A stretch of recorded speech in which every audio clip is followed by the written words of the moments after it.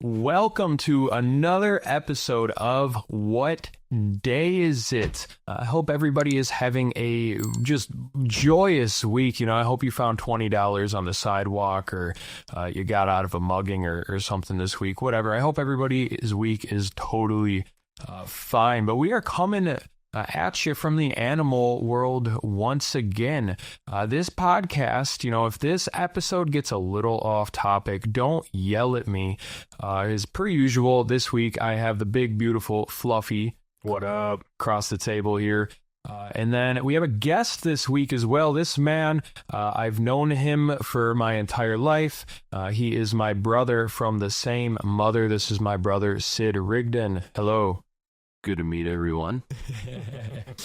So this week, the reason things might be just a tad different, don't worry, I got shit I want to talk about. But my brother here, he's a lot of things.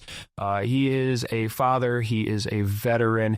He is EMT paramedic. He's squabbled with some fires back in his day, and he is an author these days as well.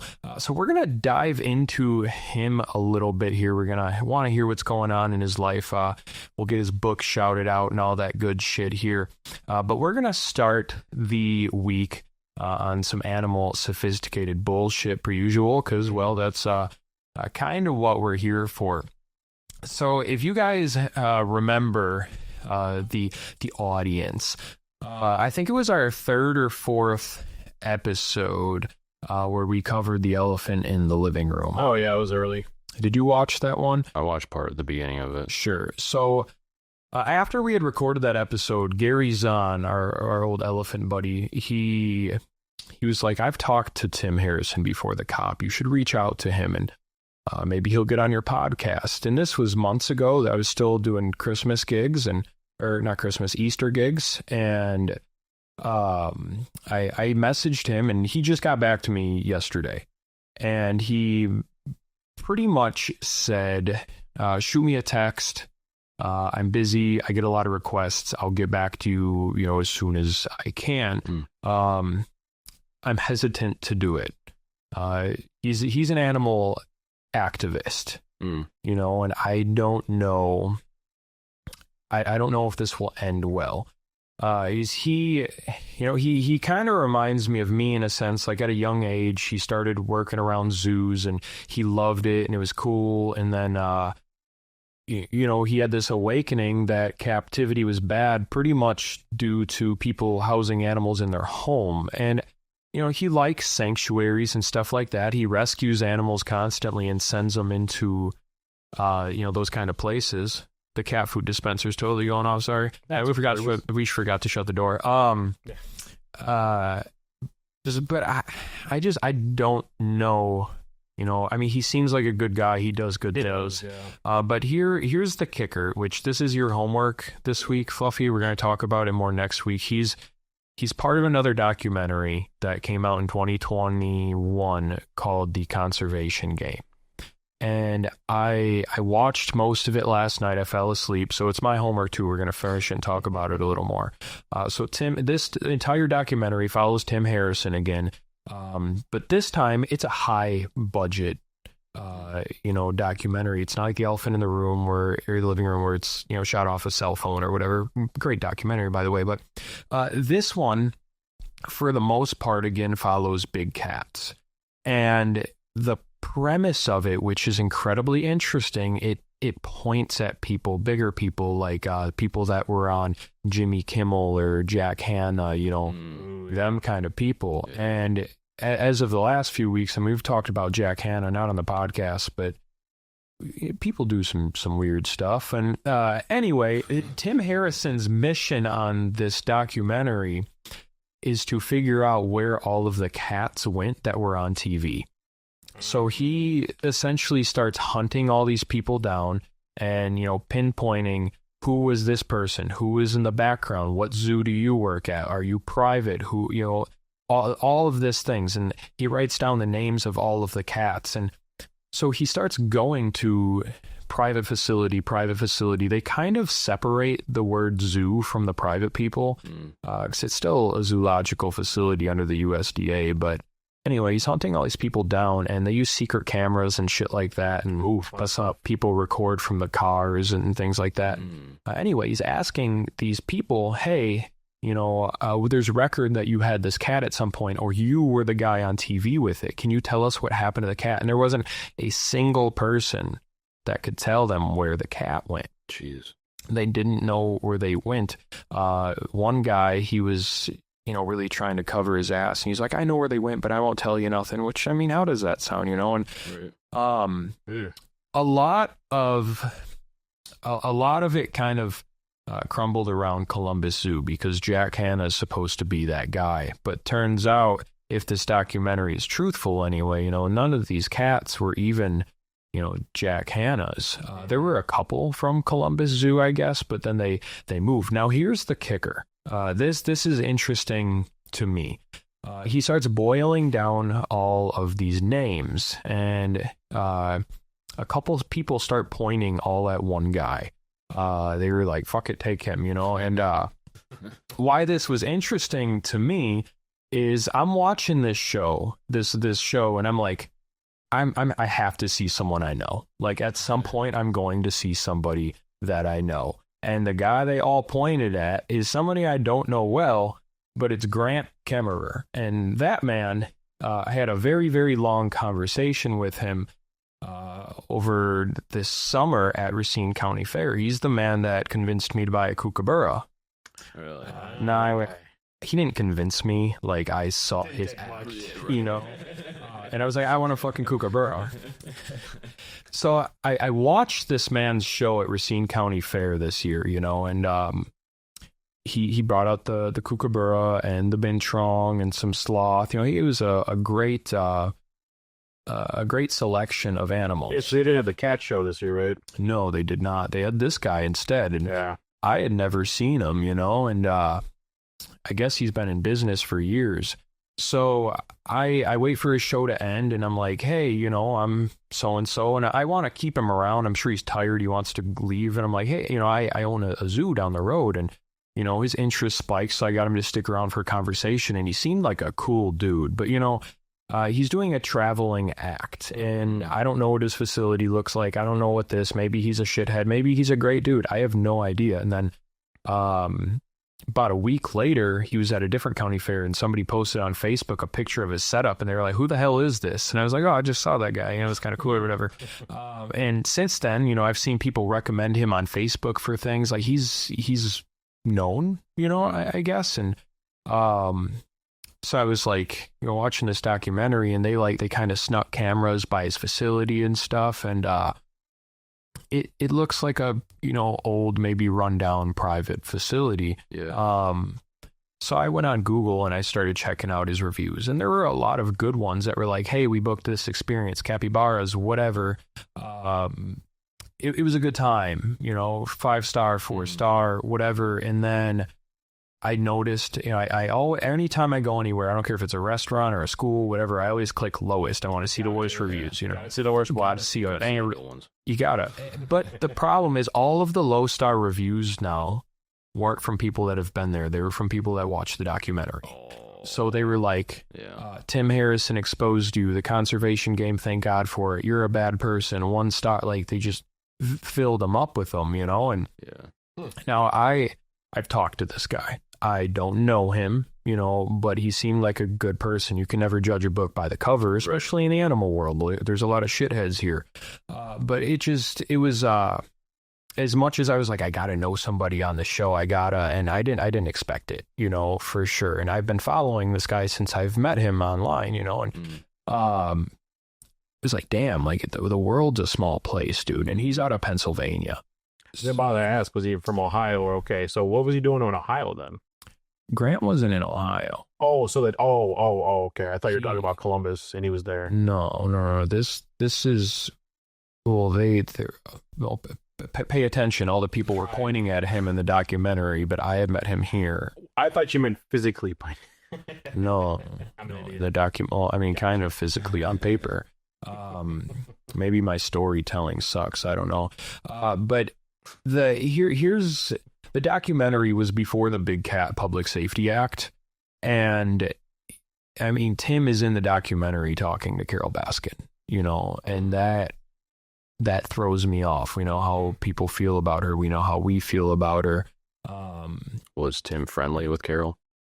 Yeah, they were all fighting for the same thing. Now, that being said, is as much as I hate the government, and I think everyone in this room does, and I disagree with large portions of the Big Cat Safety Act, I've said it before, we definitely need to get cats out of apartments and shit, for sure. And I think that's the main part of the fight, because let's, be real, it doesn't affect me. I have a license, I can get a cat. Right. I can't purchase said cat, but somebody will, there's a lot of people out there that can give you a cat. If I wanted to put a cat in my place, I could find one. Right. Let's be honest. There's loopholes you have to follow these days. So there was that. And they also brought, they kind of did this in the Elephant in the Living Room. They brought hidden cameras into Mount Hope auction, this one. And I know people that love auctions. I've never been to one, and honestly, I feel like I would feel the bad part of it. I don't know that I would enjoy it. It's foxes and monkeys and all this stuff in cages and small pens, and I don't think I would like it. I will probably go see one at one point, but at the same time, I don't. As somebody that's attempting to become reputable in the animal industry, I don't feel like I belong there. And I don't think animals just need to be dropped there. And the auctions are part of the bad part of the animal trade, So there's a lot of shit that I agree with Tim about, and I think we all would. But the problem is basically that we run a zoo, and I don't know if we'll catch flack about it. But here's the thing. We're not a rescue. We're not a sanctuary. But do we help animals that need help? Yeah, every single time we can. Right. Absolutely. I mean, we just paid for Flynn, but as far as I'm concerned, we were doing the world a favor. Yeah. We always got such a good future coming up. Absolutely. I did the same with Newton. The problem is we're more of a foster home for camels because that's what the property specializes in. Yep. Now, if there's a smaller animal that needs help, yeah, we'll take it. I mean, look at the foxes. They were dropped off at a zoo like a baby at a fire station. So we do try to do that stuff, and I think we have a lot of the same values. I just don't know if the conversation with Tim would go south because we function a zoo. Yeah, we're making profit off of animals. Right, we're not a...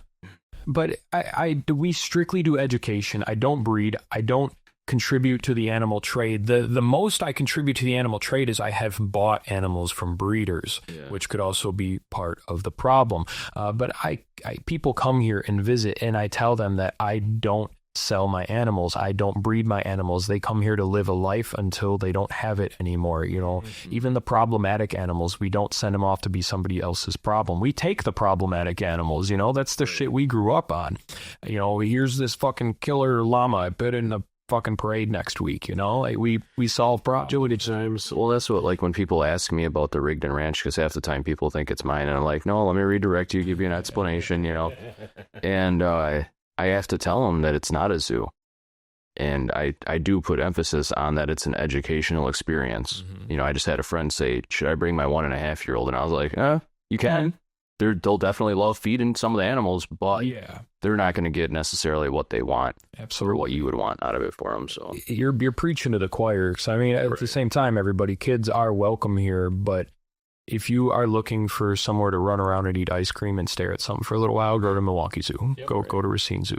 This is education, and to touch on it, when people come in, I tell them why all these animals do not make good pets, why we need to stop putting them in the house. And a main part of my tour is for people to realize that we're not all bad people. Right. I'm not the guy with the tiger in the fucking basement.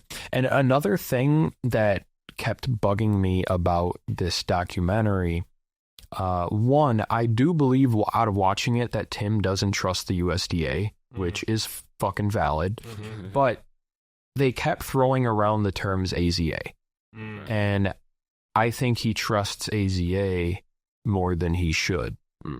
Because they're basically what I was getting out of the documentary is none of this would have happened if the cats were all at accredited facilities. which is valid. That's true, because they don't ship out their animals like that. A lot of the time they don't sell to private, which some do. I mean, Niffler the skunk came from AZA.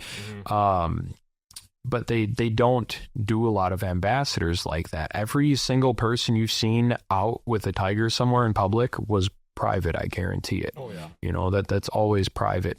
So I understand that aspect, but what we're not looking at as AZAs is they're basically storage units. You know, they're meant to store animals, and do they go to other AZA zoos? Yeah, but some of them shouldn't have accreditations. Right. You know, we got some good McDonald's, we got some bad McDonald's, but at the end of the day, it's McDonald's and we can't tell them shit. You know, it's kind of how it is. So moral of the story, if anybody's listening out there, all two of you, if you think I should go through with this, you know, let us know. Tim Harrison, he would be our first big guest if we get him on. He's important to the animal rights community. But, you know, let me remind you again, there's a very big difference between animal rights and animal welfare. But, I mean, what do you guys think? I think, well, the person I am now, right? You know, I'm not saying he's a bad person, but we gotta face our enemies sometimes. Right. And because you have nothing to hide. Right. Yeah. You're one dude with a couple friends that does all of this. You're not rich. You're not, you know what I mean? Like, yeah. I've watched you put your heart and soul into this place. If he wants to tell me you don't do that, I'll talk to him. You know what I mean? Like, there's no arguing what you do for the animals. And I think if he wants to go that route, that shows on him. And if he shows that, like, this is really cool, I'm glad to see what you're doing, we need more type of settings like this that promote good things or whatever, or just sees what you're doing, or it brings you some better recognition from other people to help with other things. You know, I think it's one of them things that, you know, I had read an article about him, you know, talking about his upbringing and whatnot. And one point, one of the quotes, if it's true, was, you know, any animal outside of their natural environment is a bad environment. And A, I don't agree with that. And two, I'm sure even he realizes that real conservation is a good thing. I'm not really part of conservation. I back conservation. That's cool. But let's be honest, I'm not breeding and sending back to the wild. I don't do anything like that. But I'm not, you know, these crackheads that, you know, he runs into out there. And like you said, I put my soul into it. I can account for where every single animal on this property came from. Right. You know, we follow everything to a T. As much as, you know, this place is in a giant municipal place. All of our I's are dotted. Every T is crossed. It's 100% legitimate. And outside of, you know, legal paperwork, everything is done ethically. Right. And I would just imagine, man to man, he would have some type of respect for that. You know, I would hope so. You know, he seems like a pretty good guy, but I gotta watch that documentary too. it's wild. It's sad. It's sad as fuck. It's not as sad as Elephant in the Living Room for sure. That was just a fucked up tale of, you know, two people really. But this one, it's just left and right and finding people that they don't know shit about they don't care where it went. They used it on TV and shipped it the fuck off. Right. You know, and that's fucked up. Like, I mean, every blue moon, like, I mean, I've been on the news with animals. You probably have too, I'd imagine, maybe. Not that I remember. No, I've done it, you know, just a handful of times. I've gone to schools with animals, not since Rigden Ranch, that one. Actually, I've taken camels. But at the end of the day, all the animals come home with me. Right. You know, and I know where they're going and where they're going to sleep at night. And everybody I know, like all my animal friends on Facebook and the trainers I know and the other people that I'm friends with that have private collections, they do the same thing.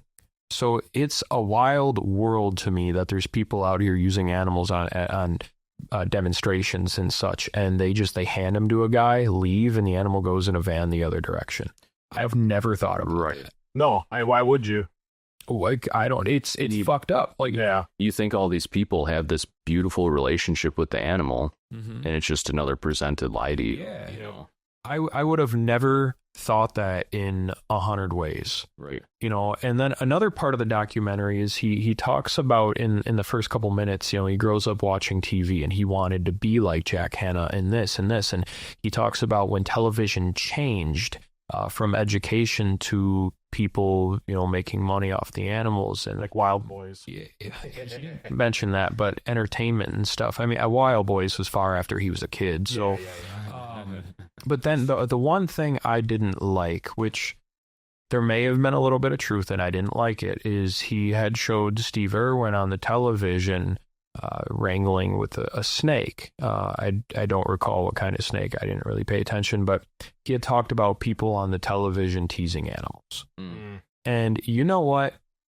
He may have been pissing off that snake a little bit, but Steve Irwin was, as far as I'm concerned, one of the best animal advocates for animal behavior. Oh, yeah. Do we not piss off our dogs and cats a little bit when we're playing with them? Absolutely. Absolutely. Now, I'm a firm believer of it. You see the wildlife, leave it alone. Right. But this man, he was on a mission. He's one of the biggest conservationists, you know, like you can't hide that he was a good dude. He loved animals, and if he was having fun, you know, anything he did, like, I trusted Steve Irwin. Absolutely. And, you know, he was willing to take the risk and die by these animals, and that's exactly what happened. You know, I mean, his death was definitely a what the fuck, right. But like he if it would have been that snake in this particular video, he would have been okay with it. You know, I don't think any of us expected it to not be a crocodile, right. But I knew it wasn't going to be a crocodile. It's super off. What the fuck? Yeah, right. Like if he died by a crocodile, that's just wrong. What if it was a gator? Damn, dirty gator. Yeah, gators are nice. Long moral of the story, man, is I think, like, you're right. I have nothing to hide, and ethically, I'm coming from a good place. But like from a controversial standpoint, I want to have him on. And if I didn't have a zoo, but I was still into animals, I'd be like gung ho about it. Let's just fucking do it. But now I feel like I have something to think about, because they have pinpointed people out of Wisconsin. They have pinpointed people we knew. Fucking Jim from Animal Haven was on Tiger King, you know, like, let's reckon he had 1 million fucking cats. Yeah. But like, I don't know, man. I don't know. We don't know when the world is going to turn either, when people start looking more into the other animals. Because, you know, there's a group of animal activists that fight for the rights of animals in general, but let's be honest, they mostly tiger, cats, monkeys, elephants, shit like that. I love pretty shit on TV. Absolutely, you know, and it's a mess. So we'll see where this goes. I would absolutely love to have an adult conversation with this man, and I'd love to pick his brain. You know, right. What has changed since this documentary? Do you hate all zoos? When do you think captivity is okay? What do you think of PETA? Tell me that. Like, let's be honest about it. Like, you're an advocate doing the right thing, sending things to correct sanctuaries, but like, what about them bullshit groups? Do you think they're real? Do you think they're a lie? What do you think of Carol Baskins? You know what to tell me? Like, I want to pick his brain. And, you know, we could even skip some of the professional talk. And, you know, I mean, he's had interviews and stuff, but like, I want to know a little bit more about the guy. Yeah. You know, like he said a little bit about it in the documentary. You know, he grew up, he worked around zoos, he watched these TV shows. Okay, right. But like, let's dive into that first job, you know, because he started at a veterinarian office, I believe. And then, but the vet offices he worked at, they worked for local zoos. You know, what was the good stuff about it? The bad stuff, like, what did you hate about it? What do you still agree with? What do you not agree with? When did you think that these places should start being shut down? And I'd really like to pick his brain on like AZA and ZAA. Like, how heavily do you believe in this stuff from somebody that's really out in the field and has a name as big as he does, you know? Right. But we'll see where it goes. You know, it would be a fun guest to be a bigger nail biter. You know, a lot of people are. I'd be scared. Maybe it's a difficult conversation that the animal kingdom needs to hear between the two of you, because a lot of people don't want to have hard conversations. And despite, obviously, you know, the reservations of bringing him up here and stuff like that, he might be level-headed and say, well, the reason I don't like this, Shane, is because this. You go, oh, I understand. And then vice versa, you know, and then we probably dislike a lot of the same shit. So. Right, you know, because a lot of people, which is unfortunate in today's society, is a lot of us do agree on the same thing, but people get so headstrong on one topic that they just won't talk to anyone else about it. But if we can show that them conversations can happen, right, you know. Yeah, you're right, for sure, you know, and that's where I'm at with it. And it could be really, really cool. Now, there's one more thing about bringing him on that could change things. This could completely change the demographic of who we're available to get later. Yep. You know, people know who this guy is. Right. People, they recognize him, and that could change things. Like, not that I talked to Grant really ever. We've met up once, and I liked the guy, but I mean, he would never talk to me again, you know? Yeah. And I don't think I'm doing anything wrong by doing this. I'm not intruding on anybody, but there are people that don't like activists. And you know what? I don't like activists. Right. Let's be fucking real. I do not like them. But I definitely think for even people that wouldn't like it, it could be a very good conversation, like you said, maybe one that the world's looking for a little bit. 'Cause it's zoo owner versus an activist, you know, which it's hard to get a conversation out of them. Name me one time that you've ran into an activist that they just weren't immediately screaming at They're you. just level-headed? Yeah, don't happen. Never. Right. Never fucking happens. Absolutely never. It's fucking ridiculous. But that's the world we live in, you know. Normally they see an animal, they just can't even think. Right. They're just immediately upset that there's an animal that they can see. It's like, do you not own a fish? Great dog. Right. Like, Well, that's the other thing good too. I think if you had that conversation with him, because, you know, people like me on the outside, you know, we're just like, oh, a zoo, cool, you know? Yeah.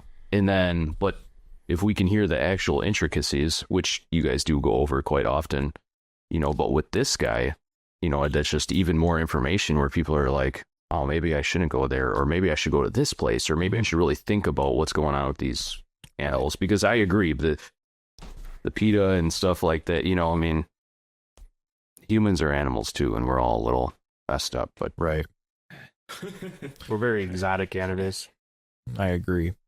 You know, I mean, maybe, you know, I guess I'm saying it publicly here, but maybe, you know, if we were going to start doing shit like this, we eliminate Rigden Ranch, the name, completely out of the podcast. You know, not by Rigden Ranch, not this. I mean, at this point, the haters can go backdate to this episode and find shit out, but like, right.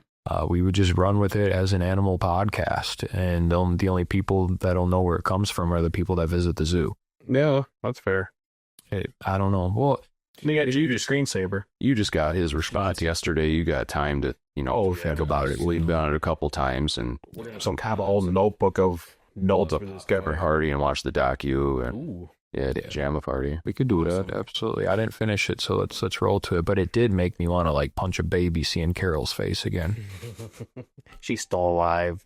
Bitch, and her husband was in it too. You know, Although she killed her husband. the new husband, the old guy. You know, Nerd. Yeah, the nerd. Nerd.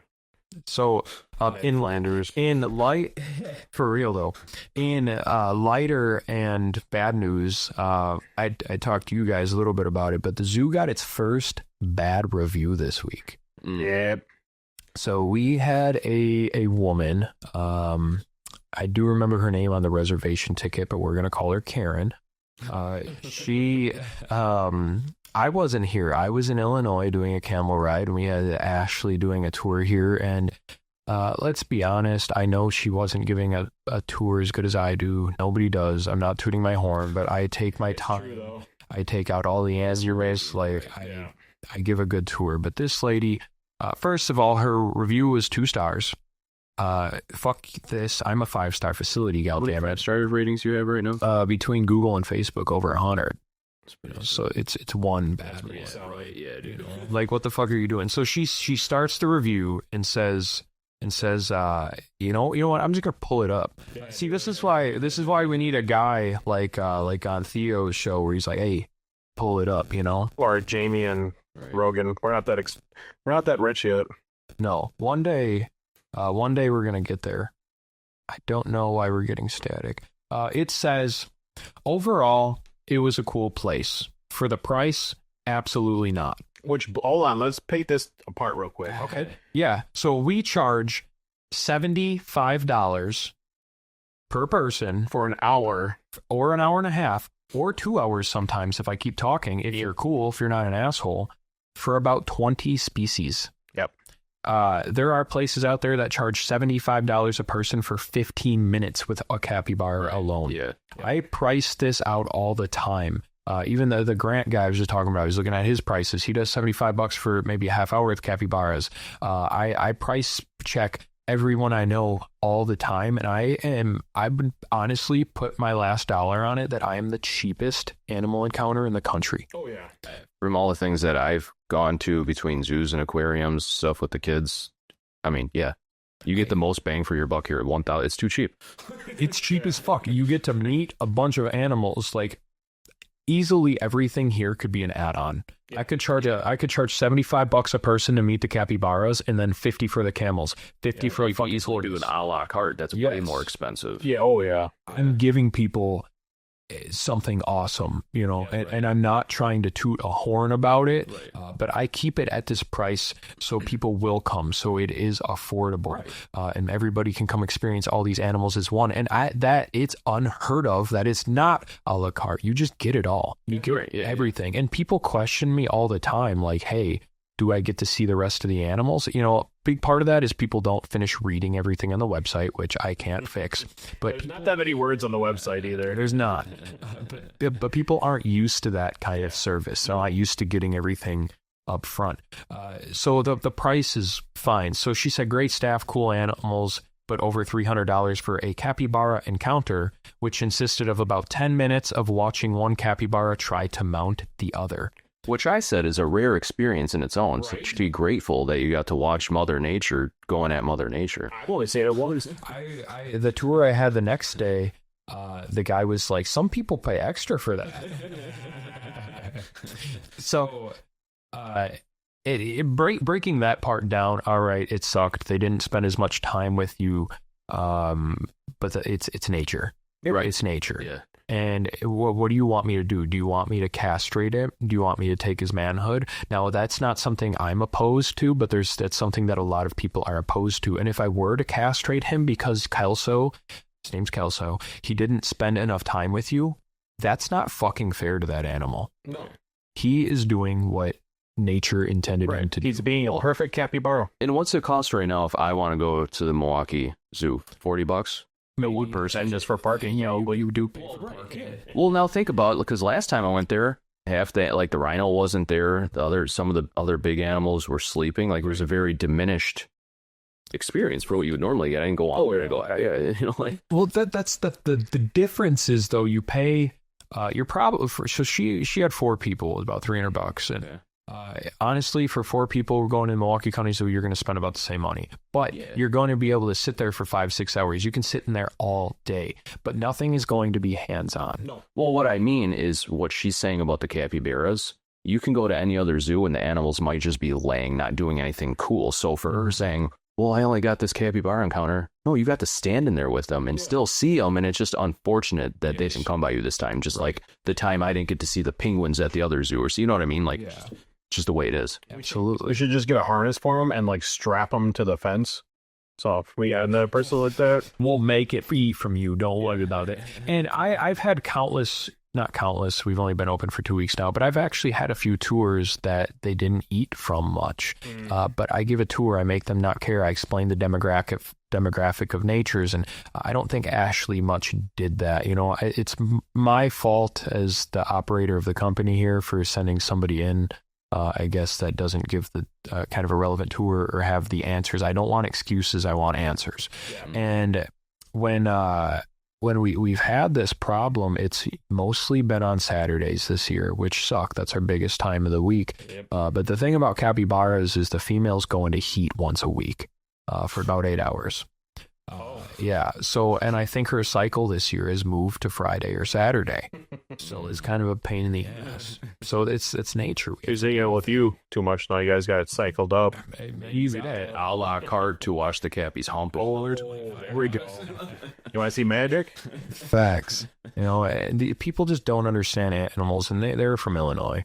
You should have let off with that. But I'm sorry, Illinois people. Because Illinois, honestly, they keep me in business. Oh, yeah. You know, most of my tours are from Illinois. That's where the money is. So the review ends, and it says, about 10 minutes of watching the other capybara try to mount the other and come nowhere near us. I'm sorry. Sadly, we left disappointed, and we definitely did not see 20 plus exotic animals as advertised. So I left this long apology review, and I was like, hey, look, I'm the owner. I would like to give you another shot. I haven't reached out to her. I may, just because that review fucking bugs me, because I know that I do better. But so what do you mean you didn't see 20 plus animals? Like, Mark was on a job that day, so his animals are moved. Newton was not here. I was on a job, but like, let's talk about this here. We have the sulcata tortoises are out. We had ringtail lemurs out. We had 2 species of camels out. We had, let's see here, the foxes. So lavender foxes, the red kangaroo, cooney pigs, llama and guanaco mix. We have the alpacas. Let's see, we bring out the skunks. Not really counting, but we do have 3 variations of skunks. They're not species specific. Did I say Quadrimundi? No, we have Quadrimundi that I've been doing encounters with lately, and that's been fucking good. All of them Pretty real cool. We have the Patagonian cavy. Yep. Now, some things are weather dependent. We have Sarge out there, our macaw. Princess is in the barn. Sometimes dependent, the kookaburra is out. The fennec fox. We have, between turtles and the other tortoises, right off the bat, I'm not even going to name them. We have 4 or 5 other species of those guys out. When it gets warmer out, the alligator is out. So there is a variation to this. Right. You know, I mean, should I change it to 15 plus? But like on a typical day, I plan on people seeing 20 plus species. You know, it exists, and I can keep counting. There's definitely more in the barn. I mean, there's the snake here. There is the skink. You know, there's some other reptiles upstairs. Some of these which I do not own, but we use them. Right. And, you know, people come to see them. There's the turkey. There's the peacock. There's the Eurasian eagle owl. The list continues, you know, so don't fucking lie. Like so I think that maybe the tour just didn't account enough for them. And Casey was here, and she said that Ashley didn't bring a fox out, which is a no-no. I don't expect anybody to bring the Quadrimundi out. And again, I'm not bashing the lady that did the tour. I need to go over some things with her. She needs to shadow some tours. Yeah, nobody will ever be as good as you either. One thing you got to remember. Well, as long as they're good enough to make the people happy. And I don't necessarily think it was her fault. She's done a few tours for me in the past. Now, there are 5-star reviews naming her in there. You know, I definitely think the biggest part of this is that the capybaras didn't eat from them, which they are the only tour this year they didn't. The other Saturday, when Kelso was so vigorously trying to hump Jackie, I got them to still eat from everybody. I didn't have to whoop ass. I didn't yell at them. I was calm. I was collected. We circled back a couple times. We took our time. We did it. It was fine. It can happen. You have to take your time, and you kind of have to understand nature. So, I mean, what I'm going into this with is, one of my tours on Sunday, the guy was talking to me about it, and animals, they like people and they don't like people, and they sense how you are, and they know if you're a bad person. Straight the fuck up. That shit is not a lie. And if you are an asshole, or your kids suck, or anything like that, and I'm not saying that this lady was a bad person. I don't know. I didn't meet her, but animals read demeanor better than anything. So I watched a documentary yesterday, it was a dog documentary, and they said they can smell stress. Oh yeah. They use dogs overseas. I never confirmed this, but I've heard about it a few times and stuff. But they will use dogs to sniff out like infections. Start treating immediately. Diabetes? Like you see it. Well, yeah, diabetes and like like UTIs, like immediate infections and That's wicked. Yeah, it's crazy. I mean, we can smell. I can smell a UTI. It's gross, but yeah. Dogs definitely can. The dog will smell it from a mile away. You're always like, why does this smell like cat? Yeah, it was crazy. Like, I believe if dogs can smell that, animals can sense stress or anxiety. When I was listening to part of Abe's podcast, and you're like, he's just sitting in the cage, he doesn't care. And it's like, you could tell because of Abe as a person, like, he's just genuinely calm around animals because he doesn't care. He's like, and so, if he's vibing around animals good, they're not going to get all pissy, just like the serval. Like, that serval hates everyone except for one or two people, but he was cool. Yeah. Or she was just, Absolutely. And being calm is how you get them to come by you. It's how you don't get hurt. It's doing everything. And Ashley had said that this group of people, I mean, they were making jokes and I guess they pretended to have a good time or whatever. But if this lady was in the capybara pen continuously stressing herself out that the capybaras weren't coming by, that's much less of a chance that they were going to come by. And you might have just fucked it up for your kids. Yeah. Now, I don't know if it was really 10 minutes. I don't know if it was not. Ashley did say she extended their tour by 30 minutes because of this. So overall, like, I still might reach out to them because the dumb part is if I reach out to them, I know somewhere in the future I'm going to have another one and I can't keep repeating. That's exactly it. You're not going to have 5-star reviews for the next 50 years. No, but I care and I would like to offer people what they're paying for because I'm even though I would say I am the cheapest in the country, I'm not exactly cheap. We live in a world of struggles and whatnot, but I don't like talking money with people because a lot of people come into these type of facilities and they look at me and I'm young or whatever, and they assume that I'm made of money. And I am broke as fuck. I just paid my welder $1,400 today, and I damn near I almost went and applied to the strip club. Like, I'm broke as fuck. And a lot of people like us are. I mean, there's definitely some private facilities out there that had oil money or their daddy's money, or they've been very successful within their family or whatever happens, or they started young and sold some animals and they made a name for I don't care how you got your money. That's cool. I'm happy. But some of us genuinely are just broke as fuck. You are broke as fuck. And it sucks ass. Like, I mean, I'm 20 grand in credit card debt. Like, I still owe on my truck. Like, I mean, it's we make it look good from the outside, because our animals are happy and healthy. Right. That's why you're more, with the Rigden Ranch, and it's not a zoo, and it's more of a ranch because ranchers are always broke. And I didn't want it to be the Rigden Zoo. Rigden Ranch sounds dope. Obviously. Like, people don't like zoos anymore. Right. And as much as I do like zoos, I don't like zoos. I get why people don't like them. Just like we talked about last week with San Diego. It's all concrete. I like the little mom and pop shops like this, where I can tell the animals are happy and healthy. You know what I heard recently? Sorry to go on. Here we go. I had heard that Bear Den nets every animal they have. No, within size, of course. Oh, we got to go there. We have to go. So what does that mean? They catch all their animals with a net. Oh, okay. That's just like you thought. So, if we have a disgruntled animal, I mean, I'll put on some bite gloves and grab it and move her if we have to medicate it. But what do you think is going to piss off an animal more? Grabbing it and giving it a shot real quick, or putting it in a fucking net? Like, I imagine, a ringtail lemur in a fucking net. A guatemala or a fucking net. Like, I don't want to say it's inhumane, because if that's your last resort of getting nobody hurt, sure, that's okay, but it ain't right, and it's some pussy shit. I mean, Michael yells at me sometimes for using gloves around certain animals, but I'm still handling them. Yeah. We're still working with them, or I'm getting used to this animal. There's nothing wrong with being cautious, but I don't think if we bring an animal onto this property that isn't hands-on, I don't think it's meant to be here. Will we keep it? Yeah, absolutely. Like I said, even the troublesome animals will come here, but we work with all the bullshit.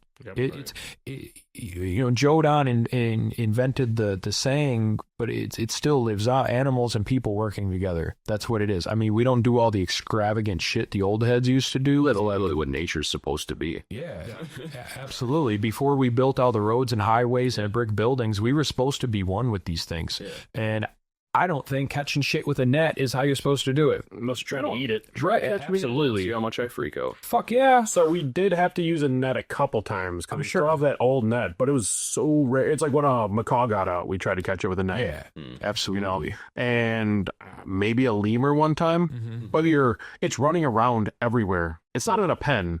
If it's in a pen, I am not using a net. No, but no reason for it. Shotgun net rounds? Now we're talking. That could be fun. If the general public is in danger, do what you need to do. Yeah. That being said, I care more about my animal than the general public, and I will probably make sure the animal doesn't get hurt before you, and that's vice versa what the USDA thinks. Oh yeah. Yeah. You know, so it's a fucking a wild world. Not to spew rumors on the people. Maybe they're great people. I don't know. I'm sure some of them are. Maybe not the higher ups. Those guys write the rules, you know, and Do they know anything about the rules, though? I don't know How many? Bob knew them guys. I don't know how well, but he talked about them from time to time. I don't know. But here, my thing about it is, like, you want to bring an animal into your home, into your zoo, your ranch, your facility, whatever the fuck. Like, most people's dreams are to get something and pet it and touch it and work with it and be an animal wrangler and do all this cool shit. Steve Irwin. Be Steve Irwin, and none of us are gonna be Steve Irwin, but the people that really love us don't use nets. Not with that attitude. I got faith for you. That's valid. You are the American Steve Irwin. Right? There's some cool people out there for sure. And Shane Irwin. Like the Shaner. the real Tarzan. You guys follow that guy? He's fucking cool. Yeah. Check his ass out. Well, he's the real Tarzan, not the real Steve Irwin. That's valid. That's super valid. So that's kind of, you know, some of my thoughts going on this week. Speaking of zoos, you heard about Racine, right? Which part? Where they got decimated by the storm. No. Oh, yeah, they closed down. Did they? Yeah, they had to assess the damage because it was so bad. Really? It got pretty. I don't know how bad it was, but like Main Street just got totaled. I saw No in North Bay, there was big old trees Huge uprooted trees on the lake. Well, I'm thankful we had no damage here, because with all these old trees, I'd be expecting it. It seems like right within that quarter mile of the lake, everything just got messed Because up. Maggie's sister, Wells, she lost 3 windows from the hail. I was at Miggy's house. We were talking about making an ad for here, actually. And I mean, it seemed by his house that it's on the other side of town, closer to over there. I mean, look, it seemed like the storm lasted 10 minutes. Yeah. It's all about it. What, together, both storms about 20, yeah. Yeah, it was quick. Right. But it just, the wind and everything was so strong. Cat, what you doing? Being a cat. She's being a cat. Get loud. She might get loud. The cat might talk on the podcast. Tell us what she's thinking. I was thinking we should have Flynn in here. We should. Problem is he won't fit through the fucking door. He's the only one that was put his head through the outside door. Fluffy keeps wanting to do the podcast out by the boys, and I'm telling him that it's probably a bad idea with the mic. So we said on the 50th episode, I think it was, or something, we're gonna set up out by the camel yard. See, I will help set up, but I don't know anything. Just drive shit out. Yeah, we'll just get our generators running and plug things in. Well, we got outlets. We ain't caved. Oh, yeah, that's true. I forgot there's outlets out there. Yeah, there's electric. I'll just start a generator anyways. And it should be warm by then, too. Should be. Yeah, absolutely. Well, who knows if no, it'll be. So I mean, we're on episode 2. Yeah. Might have to jump that No, it might be getting warm again. I don't know. So we do this once. I don't know. I'm bad at math. Episode 30. Oh, no, it'll be cold because we started in the cold. Yeah. 50 episode. Yeah, well. We can always do it for the 75th or 20th or something, you know. It'll be a surprise. Right, yeah, we'll just, You could just start having every episode at a different part on the That would be kind of cool. But so much work. it would be fun. Well, I definitely think it'd be like an every now and again kind of deal. Yeah. It'd be super, it would be cool. I agree. Hard, for sure. We got the Lara just crawling around right here. Dude, that would be fucking baller. Feeding it the whole Hold on. I wouldn't even want to talk. That'd be so much ASMR. Hell yeah. No one would be paying attention because they're just watching the cappies hunt the I whole want to start a Cappy Cam out there. Like a camera that sits in a corner, you know, people can live stream it whenever they want, you know. Cappy Cam. That would be cool and probably not that hard, right?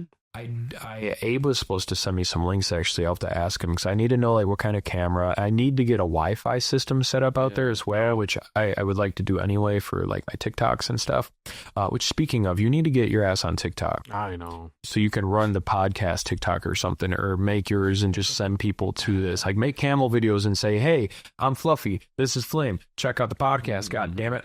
Because I'm only one man. I know. Maybe we should do that today after this. We're early to do that. Yeah. You know, and just every time you're out here, take a 10-second video. Hey, go check out the TikTok. I will send you my Rigden Ranch link, so you can put it in the TikTok bio or whatever, and it has all the the podcast links in it. Like I think 2 people advertising this, will go better than 1, because we love the 3 of you, but we want a couple more. 2 is 4, 8 is 20. Absolutely. Exclusive audience, guys. We love you. And it's a niche thing to listen to, and I mean, if you just think we're funny or some shit, that's cool too. But we try to talk about our day-to-day animal lives, and the crazy ass world that we live in, But it's been a good week. Flynn's doing well. I didn't do much with him this week. I've tied him up every day. He's got his grain. We've taken him on some little walkies. But with the zoo, unfortunately, I didn't have a ride around him yet. We had to get to it. That's a new video I can do. Making that fucking rope. do it. Your fucks the rope. You could see how mad I get. You know what I should do? I need to start putting photos and videos on the podcast for people. But Fluffy sent me this TikTok yesterday of an elephant leading 2 camels. It was fucking cool. The chick I was telling you about was the elephant. Well, she does have camels. Yes. Okay, I can wife her. Yes.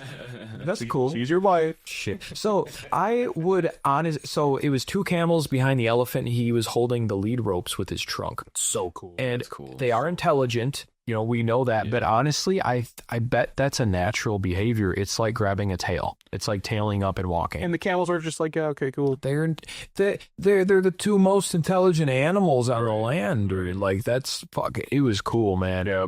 It's fucking cool. If I remember while I'm editing it, I'll put that on the fucking video here. I didn't know she had camels. I actually had to go back in her videos quite a bit, and I'm like, oh, she has, because she said, something about, all the animals on my place, the camels. I was like, oh, she got camels.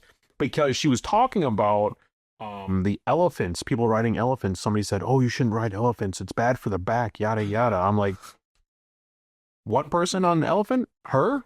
Like, she's maybe 150 pounds? That's like the advocates with PBR. They're saying you can't ride a bull. That bull can throw 2,000 pounds over 30 feet in the air. I think their back's okay. With their neck. Right, yeah.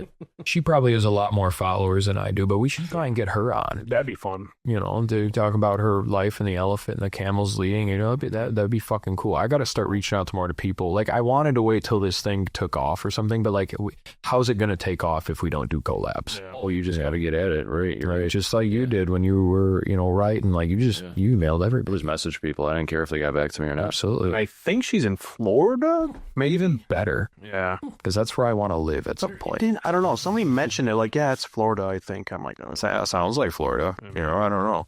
But she's hot enough for that.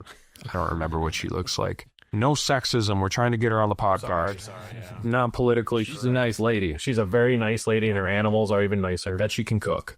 Bring some of the boys down there. Have her elephant lead them. Just to... Dude, that'd be awesome. That'd be so fucking Have cool, him lead Flynn. Monster Flynn. I would like to get the Camel Queen on here, too, but she's just got almost 1 million followers. Really? Yeah, and it doesn't seem like she makes much content. But again, if we get her on here, we'll have to do it at like 1 a.m. Yeah. So she's in Australia. So I would do it on a Saturday. I've realized with the amount of followers, obviously there's people we can't get a hold of, but I've gotten things back from guys with a couple 100,000 and a little bit more and stuff. And it's just up to that person and what their day to day is kind of like, and if they like people or not, That's valid for sure. I mean, I guess same with Tim Harrison. He's busy as fuck and he got back to me, which is cool enough for me for sure. Because Jeffree Star would be a fun one too. He got big camels. I don't know if that'll ever happen. Maybe if this gets a little bigger, but let's be honest, he's super famous. He's a #1 TikToker. Like I don't care about any of that. I just want to talk to him about his camels. I'll send him an email. How about that? Just about camels. Just about camels. Hey, we just want to talk camels with you. Like, not to discredit your makeup, but we want to talk camels. Hell, you know what? There's probably not a lot of other people he talks real camel talk with, so he might be into it, I mean, shit, he, as a real person, he popped up in my TikTok live. Like, that shows he's just a real dude. He's on my first live ever. Oh shit. Yeah, everybody's cool. The comments were like, Jeffree Star's in here. Jeffree Star. I was like, shut the fuck up. And he started typing, and I was like, holy shit, that's Jeffree Star. And I was like, bro, your camels are beautiful. And he was like, thank you. And like, it was quick. It was quick. It was cool. It was fucking cool. So, I mean, that shows he's a normal dude, and he was hanging out on his phone, scrolling his FYP one day, and he ran into some camels. Like, so, I mean, maybe he's not that unreachable. Right, all right. It'd be cool to talk camels with him for sure. We talk about Staryak Ranch a little bit, but we're already, this one's flying by. We're 54 minutes into this. So before we kind of lose too much track, the audience is probably going to want to hear a little bit about you, Sid, just tell us who you are apart from my brother and what's going on. Talk about your book a little bit, whatever you want to spew out there. Yeah. So, well, at the age of 18, I joined the Army. When I was turning 21, I was heading to Iraq. A little bit before that, I did some Border Patrol stuff. I contracted in Kuwait. In 2014, I became an EMT. 2016, I became a paramedic. I've been doing that since. I was full-time firefighter in between there a little bit. As you could expect with the different jobs, things got hard here and there, and not to mention, different things in life. But I ended up writing a book. It's called Fear of the Unknown, Learning to Laugh at the Beauty of Pain. It is personally, I critique myself very hard. I wrote it. It's only 44 pages. I kind of wrote it as a memento to my son, just so he always has something to read if he's ever stuck in life. I call it a spiritual life guide. I don't want it to be a self-help book. I don't want it to be anything like that. And it's just it's something I wrote coming out of a lot of pain. And it's something that I think a lot of people can resonate with. And I've gotten good reviews so far, not a lot of them. But I'm happy that I put it out there, and I'm just, it was a lot of work, not really the writing, but the actually pushing myself to publish it and stuff, but. Yeah, it definitely, you wrote it, I guess impressively quick. I mean, your thoughts were just coming out. It seemed like it took more time for you to figure out the publication and stuff. 100% it did. It seemed like a pain in the ass. Yeah, I wrote it. I kind of wrote the final script on one shift, actually. So I had written a lot of it, kind of different segments of what I wanted to go over. And then a couple people told me, well, it needs to be a little bit more personal. Sure. So I added a bunch of that to it. And then a lot of it flew pretty good. I just had a lot of ideas in different notebooks that I had to put together. And then I just had a good day of writing. And yeah. And just so everybody's clear, he doesn't work 8-hour shifts.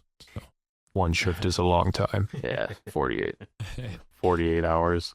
I mean, that's a pretty long time to kind of proofread, take what you want, what you don't want, and slap it all together, especially if you have it kind of defined as it is. Well, I will say I finished my rough copy that way. That's when I finally gave, you and other people rough copies to check out, see what you like. Some edit, So this book, I'll put the link in the bio for everybody, Fear of the Unknown. It's a good read, and it's a book that I would say is meant for everyone. Now, as far as I'm concerned, or not concerned, but we've talked about it a little more with your veteran background and EMT, paramedic, stuff like that. I mean, you want to reach people that have been in similar states, and that they need someone to. The book kind of says like, hey man, these are the struggles of life, and literally the fear of the unknown. You're not alone. It's one of those kind of deals.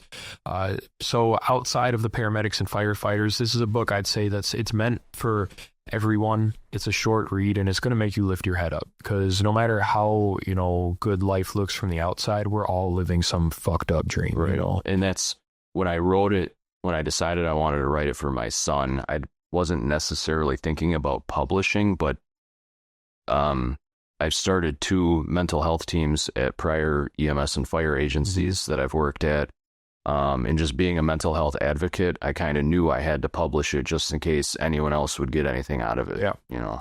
Absolutely. I got enough out of it for sure. And I don't think I'm biased because I'm your brother for sure. But I mean, before the podcast started, I was telling you that you've encouraged me to do a lot this year, and I got enough on my plate. But the shit you've done this year and put together this book, and you're putting your life out there, and it's impressive to see it done in the way that you're doing and the way that you're advocating it.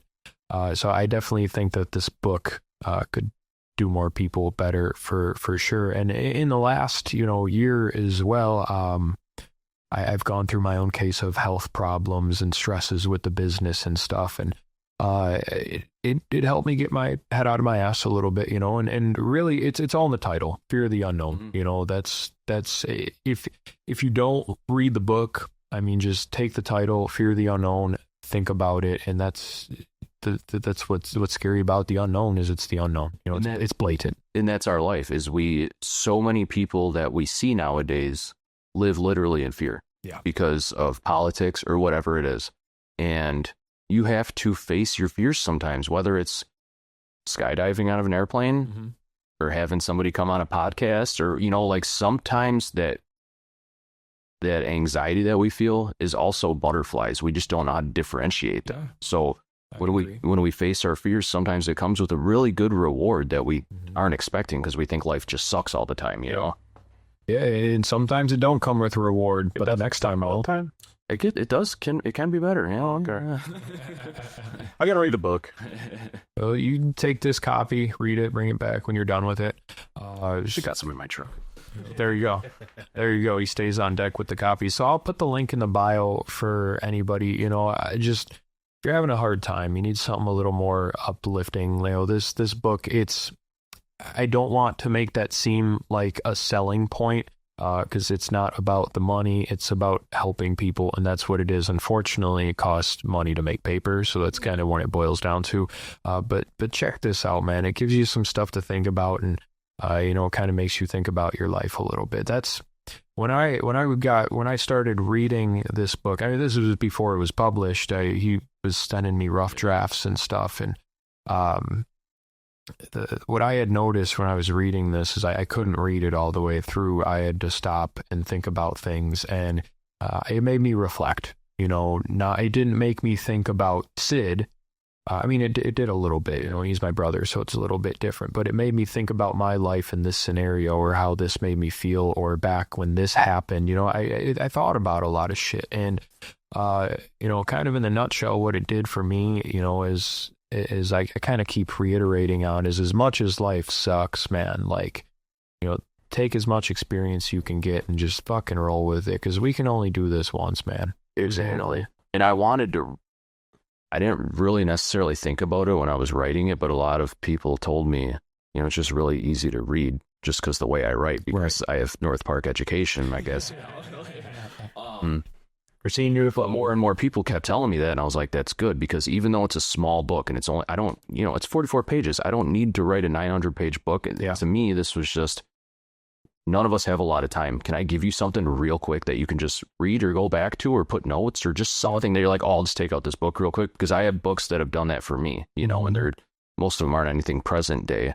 So just giving somebody that option to just open up, look at something they highlighted, and go about their day. And now the next book I'm working on, it takes a lot of the ideas in this book and it kind of expands on them. It's because in the book, and like you said, you had to step back and think. And I had some people say, like, well, what does this mean? I'm like, you need to think about it. I want people to think, because we don't think anymore. So everyone's getting dementia and shit too, and the sugars that dies or whatever, you know. But like, I wrote it very generic, so you can't say it's a politically one side, or it's a race side, or it's a what. No, it's a human thing that we all have human emotions no matter where we're from, and we are animals just like the ones out there. We're just a different type, you know. And Absolutely. Hopefully more people get it, just to help them start on their good journey, you know. Oh yeah. No, absolutely. So you know, we hope the sales keep, you know, going on up and helping some more people out, keep the numbers up, you know, keep talking about this. As time's gone by and the book's been out for a little bit, I haven't heard you talk about it as much. You need to fucking get back on it, you know. And well, as you know, my life's been a little bit busy, but it is in my top priorities, you know, and I'm currently thinking about my next step about how I'm going to do that. I know we kind of talked about it a little bit, and I'm glad, you know, you jumped to the gun and you got the podcast thing going first, and it's awesome. I love watching it, because now I get to take your tips and secrets, and, you know, you're gonna need them for training Flynn, so for sure. So you know, that's something I was going to bring up earlier. First of all, it was kind of backwards. We should have done the introductory shit like first. I don't know what the fuck. I'm not a podcast host, whatever. I'm new to this. But Sid, he's new to the realm of animals. So he recently, he has a cat. he recently moved back down to Racine County, and he's been, kind of tripping along with us, hanging out at the ranch a little bit. I mean, he's been here before. He's been to, when it was Jodan Farms. Like, he's well aware of the world that I'm in, but we've kind of are taking a lane. Yeah. So, so we went and got Flynn. We talked about this story last episode. Tell us about your thoughts and experience of going to pick up this quote unquote killer camel. What'd you think about it? Well, I mean, the whole time I knew there was a Buc-ee's involved, so I wasn't about it. Buc-ee's. Brought to you by Bubbies. No, I was actually, when we met him, it comes down to animals' vibes and stuff, but I don't know. I've never loaded a camel before. You guys have done it how many times, so I don't know if this guy's going to get ready to start spitting, biting, doing whatever camels could do because he's so big, but just when we met him, I'm like, he's cool. Yeah. He was obviously cool, like. We're friendly. And so a little bit in the beginning, I was just like, well, is he just going to be a dickhead the whole time and just not come out of the cage? Like, what do we do next? And then once you got him walking, and I was like, well, I think this is probably one of the easier ones that they've done. Catching it was kind of a pain. Yeah, catching it was a pain in the butt. Well, compared to the ones that you've said you've done like 3 hours trying to get a camel in the trailer and stuff like that. And obviously I was more just watching and holding the rope and stuff. And if I was behind him or doing what Aaron was doing, and Aaron had gloves on, I didn't. I was worried about my hands. And he doesn't wear gloves either. Were you nervous at any point? Not really. But I mean, that's kind of me, I was nervous for you a little bit at certain parts just because I never watched you do it. It is such a powerful animal. And I'm like, well, I know realistically that even because like watching during the photo shoot how quick they can move and stuff like that. And it's like their hips could accidentally mush you. Oh, yeah. Even if they don't want to. Absolutely. And that, that's not the average person's first gig. That's what I was kind of. That was a curveball. I figured it's kind of easy one for my first one. He's bigger than your average camel too, Oh, yeah. That, it was cool for you to see because that's like, I mean, that's the worst of it. Outside of like loving an animal and it passes, which happens, it's that as far as like the scary stuff goes. I mean, that was kind of the worst of it. I mean, we'd had some shitty, times with camels for sure that didn't want to get in the trailer, but like if that didn't go as planned and them ropes would have snapped, we just put a bigger rope on. Right. It would have been done and over. Oh, wait, because we were almost there. Like, where's he going to go? As soon as I say, he's going to run around on the other part of the 600 acres. Come here. That would have been a pain. I really didn't want to get out the bigger rope. It's a much bigger pain in the ass to set it up. And you need a big dog collar to use it. And I had bought one, but it was too small. I bought an 18-inch dog collar, and it was too small for a camel's neck. So bigger ones at Philly. I should have had you grab one. I wasn't really paying attention. I really understood how you guys were explaining like bottle babies and stuff after I met him, and it's like, well, he's clearly a good boy. He's just stubborn. Yeah. Just like any baby child. He's spoiled rotten. You know what I mean? So like once we finally got him out of the pen, and it was he was tricky, but I was like, I know he's going to get into the where they do the shot, the shoot. Yeah. And once you guys started walking him down the grass road, I was like, oh, he's good. But when we got to the trailer, I was like, all right, what's he going to do now? Which, I mean, we know he'd been trailered, but I don't know how long it had been. Right. It was a while. Yeah. We were trailering him without going in, too, so. He also did incredibly well in the trailer. Yes. He just hung out. Amazing. He's very relaxed. He didn't rock. He just stood there like a fucking amazing camel. I like him. He's cool. He's so talkative. I opened the gate to the second pen today for him. Did you? Oh, so they're next to each other if they want to be. The boys were very excited. Flynn's more worried about the humans, which makes sense. Yeah. But I haven't spent too much time outside because it's cold as fucking rainy. Right. But I think when it warms back up again, I'll open the last gate. Mm-hmm. They can hang out with each other. I would like to have a rider on him before I put him in with them, so he knows he's a working animal. But we'll see if we get there or not. Yeah. Throw me on. Barebacked. Who was it? Peanut or Newton at one time? I don't remember. He was trained already, but yeah, he was about twice the drop. As long as you can move quick. I ain't worried about him dropping. I'm worried about the camel sitting and rolling on, So I don't think he'll care. I threw myself off before. I think I'll be all right. Yeah, you'll be fine. Just gotta move quick. Don't. Tuck and roll. And if you go down in mud, you stay on the fucker. I was told that, and I didn't. I mean, as long as you don't break a leg, stay on. Yeah. You know, because you don't want him to win. We'll get him up, and Yeah. he definitely likes to sit. We've seen that. For sure. Yeah, that's gonna be a fun ride. Yeah, I think he's gonna be okay. You know, and I think he's been sitting because he's been uncomfortable with the situations. Yeah. But he's been doing it less and less and less and less. And I reckon we still have a couple more ticks to get out of his ear. But we're yeah, for sure. I pulled a tick out of my ear the other day. I was in the shower. And there is a bump in my ear, and yeah, I went to pull it, and it was stuck. So I was like, immediately, I was like, "That's it." No, fucking nasty. How long have you noticed? Do camels, are they sad if they leave someone like how Flynn left her? They were very close. Are camels emotional? Oh, yeah, that. Yeah, for how long? For sure. It can be a long time. So Flynn's been emotional since he got here, for sure. You know, he's not like, no, he's not beating himself up. He's not in bad shape. But much worse. The biggest I can tell with Flynn is he hasn't been eating what a camel should eat. Now, I'm not worried about him because I do see him eat hay. And he slams his fucking grain every time I give it to him. But he's not eating the exact amount of hay. He's more concentrated on finding companionship right now. Sure. I mean, I understand being isolated like that. Absolutely. And so he, you know, he's always looking for the human too. He's not worried about the camel interaction. That'll change. You know, the boys, the camels fit in with each other generally very easy. And Doofus is fucking excited. He's tried rolling on the fence a couple times to get through it. Wow. So yeah, I do think if there's going to be any issue, it's going to be between Newton and Flynn. Oh, yeah. Because he's the other bottle baby.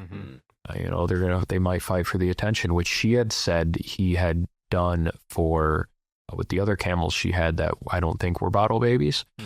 But the difference is he's going into this herd now with a different sign of respect for people. So we'll see what happens. I'm really not too worried about it. But we'll see the way it goes. It's going to be exciting. The couple times. Oh, sorry. Go ahead. The couple times I've stopped here the past week, you're probably doing tours or whatever. And I had to stop over there, and he'd meet me at the fence. I go pet him, and he'd do some diesel noises at me for a little bit. And we talk a little bit, and then all right, he's about his day. Sounds like the 7-3. He does. But he's going to be a good boy. He's going to fit in for sure. One thing that I've been wanting to talk about forever with you again, but here you are. We need, if you want to talk about it anyway, I want to hear the degloving story. Oh God. Oh yeah, sure. So I can't give you guys a picture for this, so just take it with your ears. So those that are not familiar, a degloving is when the skin comes off of your body. Usually, most commonly seen like wedding rings getting caught in machinery, or I had one in a door one time, but this is not a finger degloving. This is when I was working in Texas. Me and my partner got called to a leg laceration in the county. We get out there and there's a guy in front of the house wrapped in a poncho covering his lower half. He's standing there holding it, staring at me. He's shaking. He's a little visibly worked up, and I walk up to him. I go, "All right, man, where's the laceration?" He opens up the poncho just like, Jay and Silent Bob. And I look down, and his cock and balls ain't got no skin on them. They're both still there. It's just like Halloween penis time. Didn't know that was possible. I wasn't really sure. And I was like, oh God, can you walk to the ambulance? I'm going to give you some medicine. So, he was digging post holes. He was trying to jump on the PTO of the auger to get it to go deeper, and it grabbed his shorts. Removed his shorts and all of that area's skin, pulled it down. We're going over the guy. We're getting ready to RSI him. We're getting ready to knock him out, intubate him, fly him away. Yep. My captain comes over, and you remember the dead frog in Family Guy? They swoop it out the window. So, my captain comes over in his gloved hand, and he's got we affectionately call it the squirrel pelt now when we tell this story. This handful of sack skin and whatever. It just drops in the bag on the ambulance floor, and it made that sound of the frog, and me and him always joke about it. And anyway, we flew the guy out. They grafted a lot of it. He had to get a shit bag and tore his O-ring. And, well, it ended up turning out that he kind of deserved it because of prior history. Yeah, the sheriff told he liked to beat his wife. And we're like, oh. Well, This deserves a little severe cow right now. Sure. I don't feel so bad anymore. I don't know if he can hump, but he can pee, I think. And, I think the doc said everything would be fully functional again, just Freddy Krueger kind of, I would unalive myself. Flat. So I'd do Deadpool. Did I show you the pictures? I've seen it, yeah. It's fucking sick. I was not ready for it. This is a thing, too. I actually had a tour last week. They came from a farming family, and I didn't bring up Sid's story at all, and they were talking about Grandpa, and I was asking questions about their farm, and it turned into, well, Grandpa, what did he do? He fucking ripped his fucking foot off or some shit. Oh, yeah. Asked how, and he jumped on a PTO. Yep. Yeah, same exact thing. I've had a couple deglovings. That was the worst and only PTO one. Other ones were, like I said, the ring from getting caught in a door. I had a lady that she was driving home. She had her arm out the window. She hit a parked car and she rolled onto her side, so it degloved from her elbow down to her wrist. I got to help the doc. So play with that one or whatever. That's so gross. Now, do you have to worry about them bleeding out when that happens? Degloving generally not, because you're not Severing any arteries. Yeah, your artery, your veins are. I mean, unless they do cut those open, but usually no, it's not a bloody mess. Usually, it's just pure pain. Yeah, pretty much. And a lot of people go into like the shock, depending on how big it is. They might not like pass out and stuff, but they get some pain meds. Have you seen that movie on Netflix where the guy loses his penis and the whole movie is about transporting it to the hospital in the cooler? Yeah. That's great. It's a great fucking. Then they finally sew it on, and it's not a whole beat. You see this? No. You gotta watch it. The icon for the movie on Netflix was an eggplant, like the emoji. Oh, yeah. It's some teenagers, and they're fucking around, and yeah, they finally make it to the hospital, and he goes to check out his wiener, and it's not his wiener. They sewed his on another dude. Yeah, and it was like a grown. They were portrayed as teenagers, and it was like a grown man like that he got on him, and that was a fun one. Yeah, that's a fucking check that one out. Absolutely, that was a good one. Got a whole bunch of movies to watch now. Absolutely, and a book to read.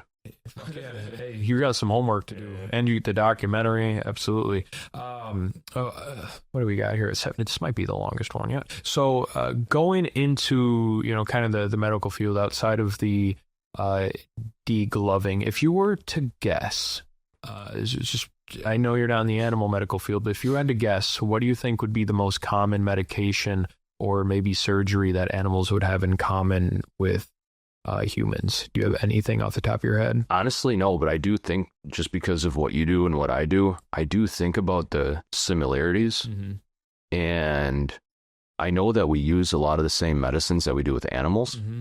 Obviously, it's usually a lot higher dose with big animals. Yeah.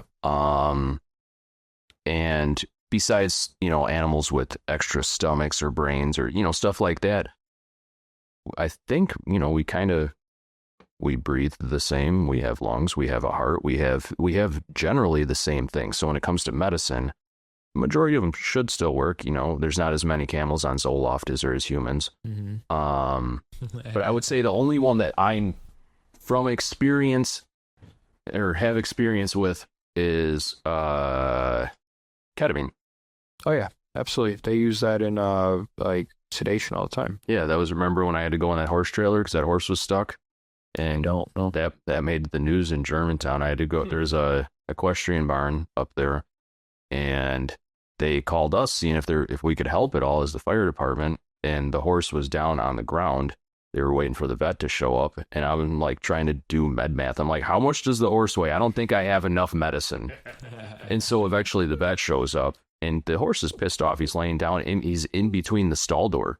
Why would he just I think he got scared and jumped and fell or something like that because sounds about right. yeah, and because it was a good facility, the ladies knew what was up. The vet got there right away. She was a good. Everything was good.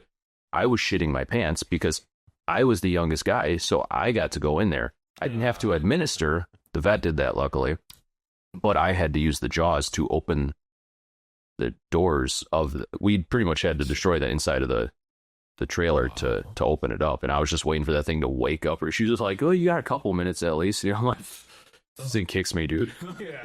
I'm curious about the situation more. Like, I mean, what was it about, the position the horse was in that the partition door wasn't able to be opened? I think if I remember, so the way the door was, it had a partition on both sides with a center door. Sure. I don't know if it was going forward or backwards, but I think it did spook itself somehow and get stuck somewhere, and then I don't know how it fell or what. This was 4 or 5 years ago now, but yeah. Oh. Sounds like an absolutely terrifying experience. Sounds like a horse. Sounds like a horse and something I would never do. No. I'm not like, nope. And it was, I mean, yeah, everything ended up okay, and then, newspaper and cheers or whatever, but right. So you're famous now. it was terrifying. I was famous for about 3 days. Save the animal. Absolutely. Well, that's super cool. It's different for sure. Yeah, ketamine is, that's well versed around everywhere, That's personally one of my favorite drugs as a medic to give people, because it just not just to knock them out, but it covers so many. We can give it for pain, we can give it for anxiety. There's a lot of reasons they don't want us to, or we can't give it yet, but it does a lot of things, and there's certain old heads that think that it's still bad in certain areas, which that's scientist versus scientist or doctor versus doctor, right? It's all the same shit, man. And when I hurt my foot the other month, my doctor, gave me a bunch of meloxicam. I didn't take none because I ain't no bitch. I told him, I was like, dude, I got like 600 of these at home for the critters, man. I'm like, you just keep yours, man. It'll be all right. Dosage is a little different, but I don't really work at the clinic anymore because I'm too busy here. But the one thing I can say is, holy shit, the meds are much cheaper when they're selling them for dogs only, cats only. I could order pills for 3 cents, 20 cents a pop. Do you you want to talk about the government? Is that where we're going? I'm going to have to pee. Yeah, if I ever break my arm, I'm going to ask the vet if she'll just x-ray for me instead of going to the ER. Why? The clinics do that all the time. Right. Let me bring up an important story when Bob got kicked by an emu, opened his hands to his tendons so I could see him move. And then I know he had diabetes, but then the vet stitched him closed before we left. That got infected. He almost lost his hand. So not everybody should be. That's why you should be careful often. All right, but what else was done other than stitching him closed? And did Bob keep it clean? There's variables to Antibiotics probably would have been the best step, Right, which the vet could have given him, but that would have been under the table. Is he that cool of a vet? What was it, Dr. Kevin? I don't remember which one. Lex knew him. Was it Laurie? Or down in Florida? Yeah. So it wasn't nobody Bob was cool with, No, so. Yeah, he shows up. He's like, check this out.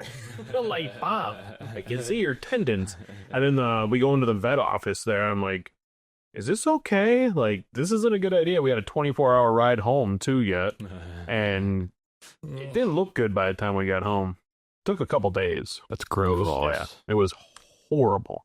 Yeah, infection is real. Like, super real when it comes to people not wanting to go to the doctor. Like, you should at least usually worry about infection. Well, it was an emu. And I opened the trailer to see it. He's like, yeah, power wash the trailer. I'm like, okay.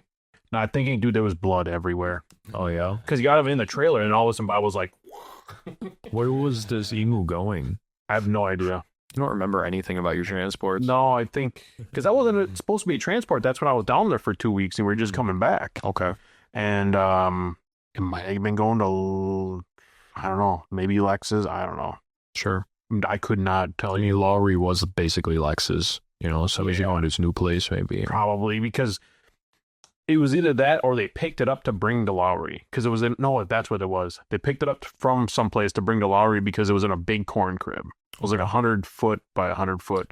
like circle. That's a massive corn. It's huge, and it just kept running in circles. And Bob finally cornered it, and it kicked the board, and it kicked him. And then he pushed it in the trailer, and dude, I'm not even exaggerating, but just blood. I thought he killed the emu. Imagine if like that was the same cut, but like on his wiener, you know. No more. If you split your wiener, you think it's ambidextrous?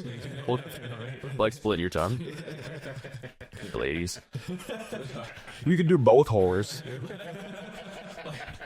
I'm not gonna like. I'll go stand toe to toe with Flynn right now. Yeah. I'm not gonna do that with an emu. I don't care. Like, it's got devil eyes. I think I've transported. I mean, I've transported more camels, I think, than anything, but emus would be second on the list. Oh, really? Yeah, it's stupid. The worst I've had is when they tried doing the Caledonia Zoo here. Me and Cody, we went up north to pick up this lady's emu. Her husband had died, and she was downsizing, and I went and got the motherfucker. You got when you're doing transports, like, it goes one of two ways. If you're going to a very large facility, like something very professional, if you are, unless they're paying you to do so, they sedate the animal. If they crate it, it just gets in your car. Unless you're getting paid to go in and mangle and catch, because there's liabilities. This is just a lady in her backyard. She was old, whatever. I'll go catch the emu, whatever. So me and Cody were there, and I was like, hold on, I got this, you know, blah, blah. But you also have to be, you don't get cocky. That's how you get hurt. But you have to be, you know, your head is up, you're respectful, you know what's going on, you don't want the owners to know if you're scared or not. The animal can't be scared. Honestly, you can't transport animals if you are scared. Everything's going to pick up from that. But the biggest thing I'm getting at here is if the owner like realizes something's up, they're not going to want you to have the animal. You want to reassure them that you're taking it to a good home. So you want to let them know that you're professional and just hop in this. And if something happens, shit happens. That's what it is, moving animals. So anyway, I hop in there and grab this emu. When you move emus, they have wings. You just can't see them. They're probably smaller than my hands. So you hop on their back a little bit and you grab their wings like you're riding a motorcycle and you guide them. There's different ways of doing it, you know, but you can put a sock on their head. You can. So I was walking this guy to the trailer, and this was pretty quick. Like, it was impressively quick for sure. We were walking to the trailer, and I went to, you know, his feet were right outside the little 2-horse trailer, and I kind of like went to just kind of shove him in there, and he turned on a dime and he kicked me. And one of my luckier moments for sure, from probably I'm a grower, not a shower, but probably from like where my wiener ends soft, you know, in my pants, there was a talon mark from there to my knee. Like my jeans were shredded. It wasn't frayed. It was just like it was like a raptor. Yeah, it was fucked up. So I definitely got lucky on that. But I think the problem with that situation was, like I said, don't get cocky. I was like, this is going great. I picked that up quick. You know, we caught it right away. I'm getting it. And by the time I got to the trailer, I completely let go of the ideas of what would happen getting into the trailer, you know, because the move was going so well. So don't get complacent. That stuff's perfect for sure. You got to stick on your toes. But I mean, doing all the transports over the years, that's stuff that starts to stick with you. And, you know, I've been fortunate enough to not get hurt. And some people, you know, they pick at me because I am cautious, you know, especially these days. But hey, man, I'd rather get the animal home safe and sorry and have all my fingers. Oh yeah, it's a very normal from my adult careers. A very common saying is complacency kills. You know, and that's for you. That's true for you or the animal. Absolutely, you know? Absolutely. And there are dozens of times. I mean, I haven't seen it in a long time, but I'm sure it happens at least once a day here that, you know, somebody, you know, croaks an animal trying to maneuver it, you know, absolutely, or gets themselves hurt, or we've all been in bad situations with the critters. I mean, I just 2 weeks ago, I wasn't here. We were in where the fuck did Missouri from? We were in Missouri, and the gals that moved the capybara out, or the cappy's face got fucked up. You know, like it's shit does happen. Luckily, shout out Bristol Veterinary Service for sitting out here till 8 p.m. suturing her up for me. But yeah, absolutely. I've never heard complacent kills before, but that's true. There's a fine line of cocky and complacent. There can be a difference for sure. I've never quite thought about that, but that's true. You know, don't ever get comfortable. Yep. You get so used to, you know, this is from whether it was overseas or an ambulance, you know, if you're not ready for, I'm not trying to be like a hard ass because that's not my story, but like if you're just smoking and joking and then a fucking bomb comes in or something goes off or whatever, you're not ready. And then same applies to an ambulance. You're like, oh, I've had this call 100 times. I'm not going to treat it any differently when you know you should. Yeah. Well, then that person dies in front of you. Now you got a whole city or something, you know, there's a lot of those situations, you know, and Right. that's just a good, easy one. All valid. All super, super valid. I mean, we can go as long as you want if you want to throw some government med prices in here. So now I'm kind of interested in what kind of tangent you're going to run off on. Well, let me say this first. Let me say it more. Let me add something to the book and the animals and stuff like that. Is one of the things that I want people to understand. Is like I said, we're all animals. You have animals out there, and we're animals. So now we're privileged animals at this point, considering the last 100 years, 50 years, whatever, wherever we are at with technology, being able to do a podcast. Could our ancestors do a podcast? No, we're all different people from different parts of the world. We're different animals from different parts of the world, right? So we all act different. We all had we had to hunt differently. We had to eat differently. And we're just different people and we need to commingle. And we had different animals for different reasons. So when people, I think it helps people get out of this funk of an idea on who we are or what we are as a species to remember that a long time ago, but not that long ago, we were sitting up against trees to shit. We were right, you know, like we were eating apples out of the tree. We had to do all that stuff. And yeah, you know, within the thousands of years, we've had dynasties and the Roman, we've had empires and clothes and stuff like that. But if we've been around, if the earth has been around for more than, what is it, millions now, more than hundreds of thousands of years, and people have been around for, you know, some people say 2,000-3,000, some say 12,000, whatever, you know, wherever we're at now in the conspiracy theories. 40. But it's a significant amount of time that we might have had all this technology before. We're not sure. But either way, we started off as animals. We're just a more advanced form of it. Not necessarily saying we're smarter than dolphins or jellyfish or something like that. Who knows? But we need basic necessities that keep us happy. And all the technology, everything we constantly take in doesn't do it. That's why when you look at these poverty-stricken, war-torn countries, the people that are living on the streets, they don't have all this depression. Their life literally sucks compared to even our poor people, you know? And they're living in filth, they're eating filth, but their community is so tight-knit. And they're all just think about the goodness in life that they have, you know? And it's like, it's obviously sad to see, but I think when more people realize that we're also just animals, I don't really need this, I don't need that, I just need a couple things. And it doesn't mean don't have nice things. It just means keep your life a little more simple because that's what we are. Yeah. That was kind of a random back and forth tangent on that, but I think the point came across. Government, big pharma, all that, you know, when I worked in Milwaukee, we as one company would average about 400 calls a day, and that's 400 people. And that How many medics?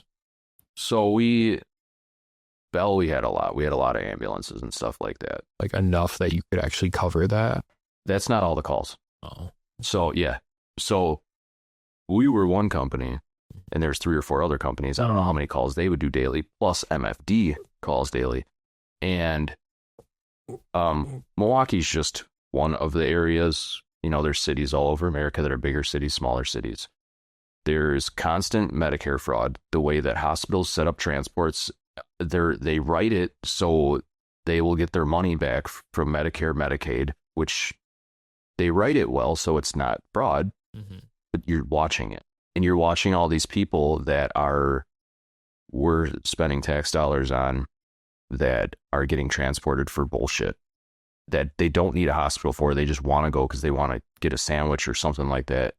Or they think that their stub toe from 3 weeks ago needs to be checked out. And most of these people are able-bodied people.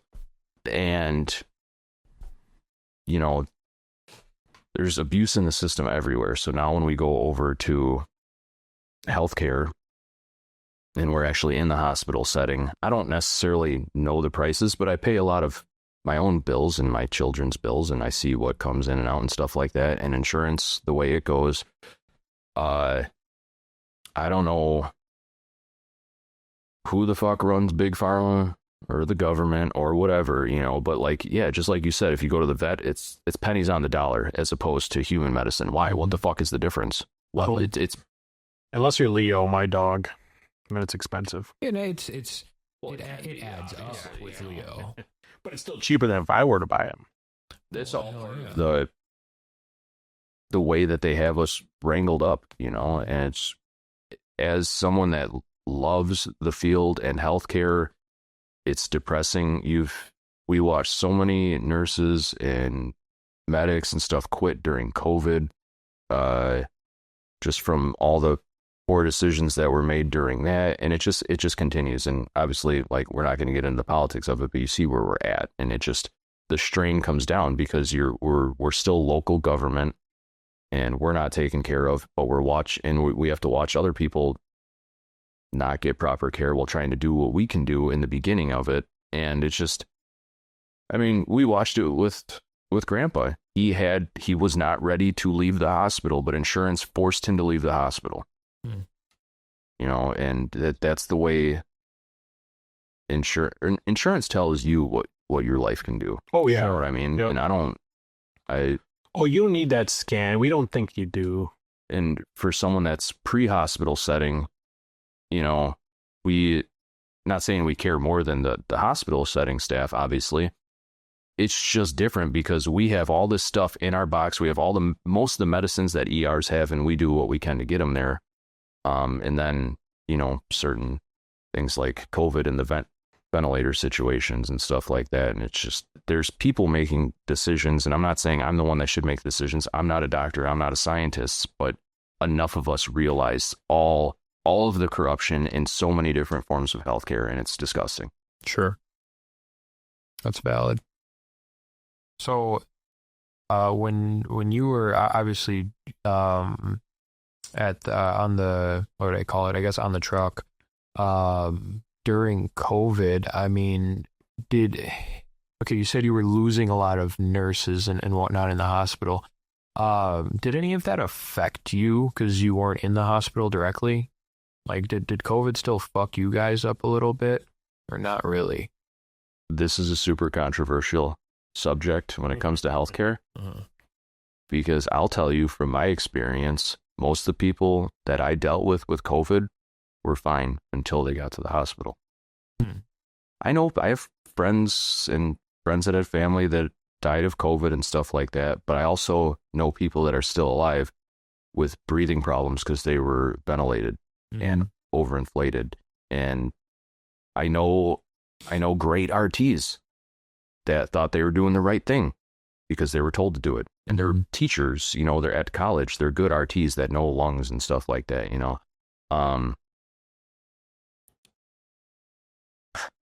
No, because every year we have all these we have colds, we have flu, we have pneumonia, we have COPD exacerbation for mostly old people or smokers and stuff. Like, we have other breathing issues that we always deal with. And when COVID happened, they all just disappeared. And so it's like, well, how come no one has COPD anymore? Yeah. How come no one gets the flu anymore? And everything's COVID. And it's like, as everything started coming out, and some medics that actually have common sense and start paying attention are like, well, this doesn't add up, you know, because I had a lot of people that had the comorbidities that when I got to their house, they should have been dead, you know, because they're overweight, diabetic with XYZ. And then they're fine. And their 20-year-old son has COVID, and their body hurts, they're not feeling good or whatever, you know. The thing that messed up COVID for the hospitals is because the people that ran the hospitals were forcing the nurses and staff to work so short. And now we haven't recovered. They've rehired a few here and there, but for the most part, what a hospital says is, say your floor, you got 10 nurses on the floor plus your doc, PA, whatever you got, you know. Right. Well, during COVID, now you only got 5. make it work, Mhm. especially like in the ICU when people are literally trying to die. Or you might have less than that. It depends what hospital you're at and stuff. But now people are still getting out because a lot of hospitals, they're not back to that 10. They're like, you did it with 5, you're fine. Well, fine, we'll give you 1 more, maybe 2 more or something. You know what I mean? So they're still understaffing because they just want more profit. That profit margin. They don't care about people's lives. More nurses equals better care. Sure.